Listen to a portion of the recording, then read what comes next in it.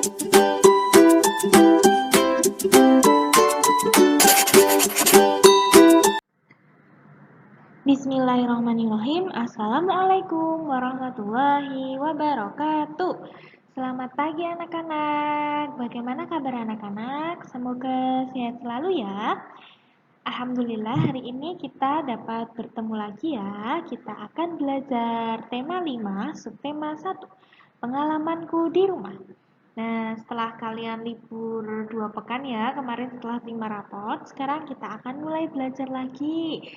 Nah, sebelum kita memulai pembelajaran, kita berdoa terlebih dahulu ya, dengan membaca doa sebelum belajar. Wahid, isnain, salat. A'udzu billahi minasyaitonir rajim.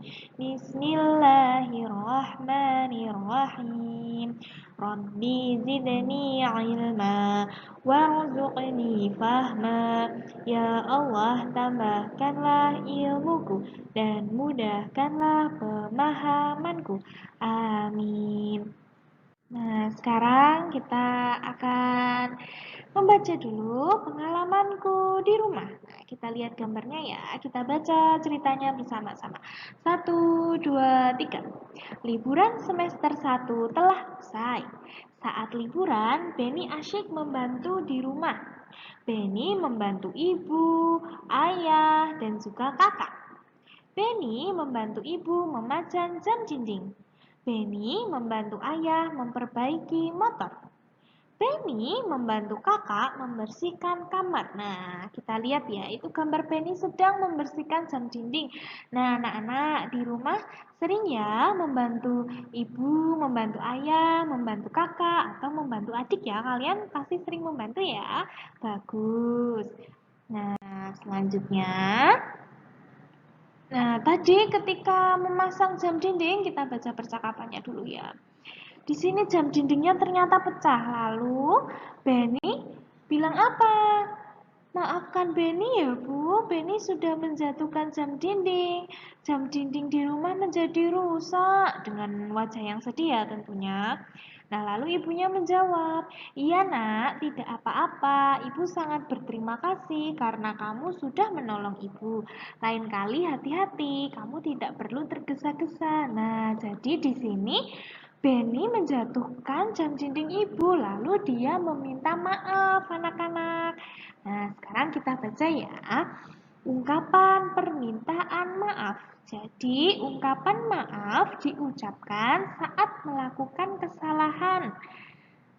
Jika berbuat kesalahan, segeralah minta maaf. Gunakan kata maaf untuk meminta maaf. Permintaan maaf harus diucapkan dengan santun dan menggunakan nada yang lembut seperti Benny tadi ya. Seperti itu, ketika kita salah, kita langsung meminta maaf menggunakan bahasa yang santun dan menggunakan nada yang lembut. Seperti itu ya, Nana, sudah paham? Baik, kita lanjut. Nah, di sini ada pengamalan Pancasila yang pertama sampai ketiga. Nah, yang ini adalah pengamalan Pancasila yang pertama di rumah. Nah, tentunya pertama kita beribadah bersama keluarga. Yang kedua, kita harus bersikap jujur ketika di rumah, dimanapun anak-anak berada, utamakan kejujuran. Lalu kita harus menghormati dan menaati kedua orang tua. Selanjutnya, kita harus selalu bersyukur atas apa yang kita miliki. Lalu, di sini ada pengamalan Pancasila kedua, apa saja ya? Ada menyayangi orang lain, kita harus berani membela kebenaran, kita harus peduli terhadap orang sekitar kita, dan juga tidak membeda-bedakan sesama. Seperti itu. Lalu, yang sila ketiga.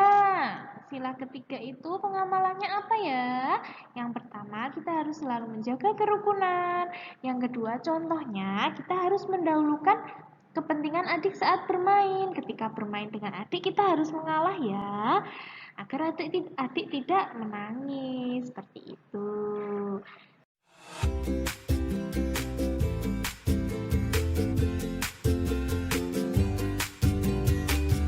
Assalamualaikum warahmatullahi wabarakatuh.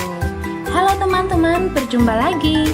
Pada video kali ini kita akan belajar tentang mengukur panjang benda kelas 2 tema 5. Kalian sudah siap? Mari kita simak penjelasan berikut ini.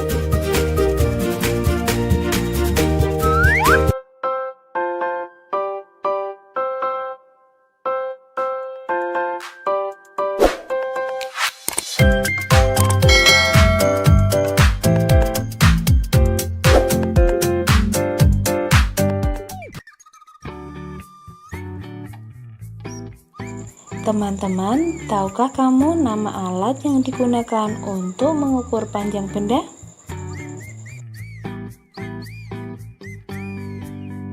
Benar sekali, alat untuk mengukur panjang benda yaitu penggaris atau mistar dan meteran. Alat ukur yang lainnya seperti jangka sorong dan mikrometer skrup. Baiklah teman-teman, mari kita amati gambar alat ukur berikut ini. Yang pertama, pasti kalian sudah tahu, ini namanya penggaris atau biasa disebut mistar.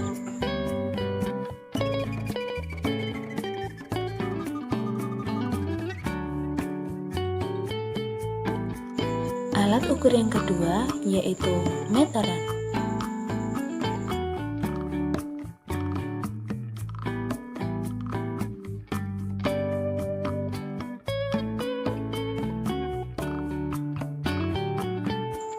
Nah teman-teman, berikut ini adalah gambar alat ukur yang disebut jangka sorong.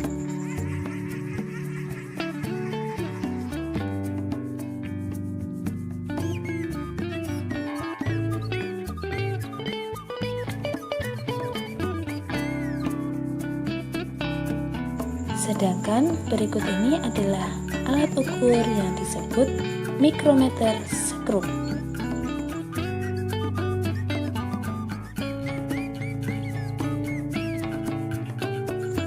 Teman-teman, ayo amati satuan ukur pada penggaris kalian. Ya, benar sekali. Satuan ukur pada penggaris adalah sentimeter. Sentimeter disingkat dengan cm. Selanjutnya, mari kita amati bagaimana cara mengukur dengan penggaris berikut ini. Kali ini kita akan mengukur berapa panjang pensil dengan penggaris.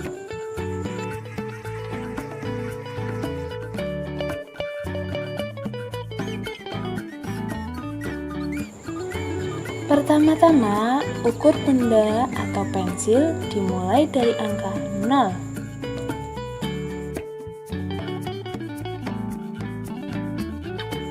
Nah teman-teman, perlu diingat, angka 0 pada penggaris harus lurus dengan pangkal benda.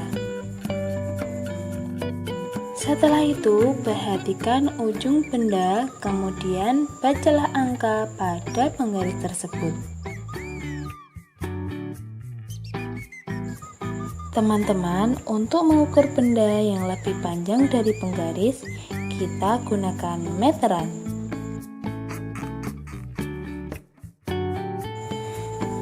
Contohnya, ketika kita ingin mengukur panjang meja, pintu, papan tulis, dan lainnya, kita gunakan alat ukur yaitu meteran. Selain digunakan untuk mengukur panjang benda, meteran juga untuk mengukur jarak antara dua benda. Sekarang, ayo perhatikan percakapan antara Benny dan kakaknya berikut ini. Kak, Benny mau bertanya. Ya, tanya tentang apa? Bagaimana cara menggunakan meteran? Caranya sama dengan menggunakan penggaris. Mulailah dari angka 0, di mana 100 cm sama dengan 1 meter. Meter biasa ditulis M saja.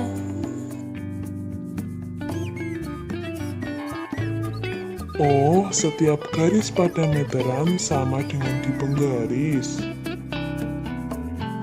Ya, benar. Garis itu yang digunakan mengukur panjang benda. Coba perhatikan, 1 M sama dengan 100 cm.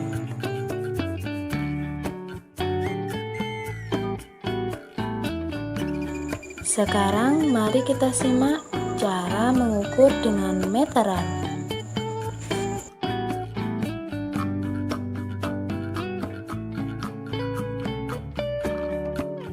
Teman-teman, cara mengukur dengan meteran sama dengan cara mengukur dengan penggaris.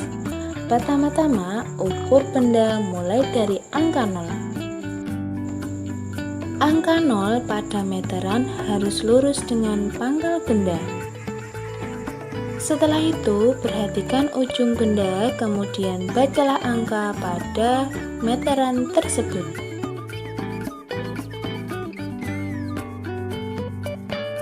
Selanjutnya, teman-teman, jangka sorong digunakan untuk mengukur benda berbentuk lingkaran, seperti kelereng dan uang logam.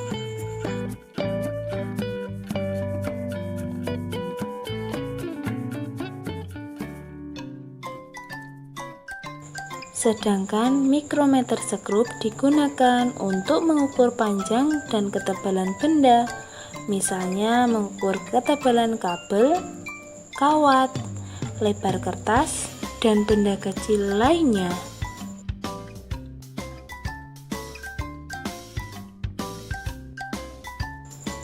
Selanjutnya kita akan belajar tentang satuan ukur panjang. Apakah teman-teman sudah tahu apa satuan ukur panjang? Nah teman-teman, satuan untuk mengukur panjang benda ada dua macam, yaitu cm dan meter. Sentimeter disingkat dengan huruf cm, lalu untuk meter disingkat dengan huruf m. Teman-teman, 1 meter sama dengan 100 cm. 100 cm sama dengan 1 meter.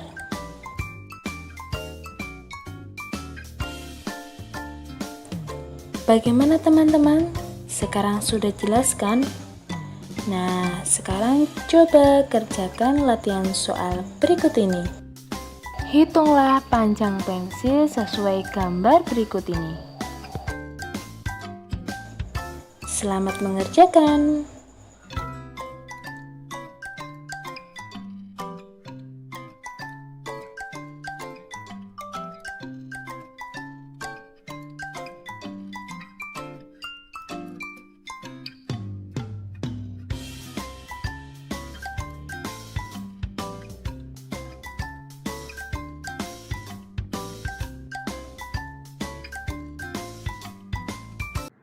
Alhamdulillahirrabbilalamin. Jazakumullah khairan anak-anak. Semangat belajar ya. Jangan lupa mengerjakan tugas yang ada pada video. Semangat ya, semoga pandemi corona segera berakhir dan kita bisa belajar di sekolah lagi. Wassalamualaikum warahmatullahi wabarakatuh.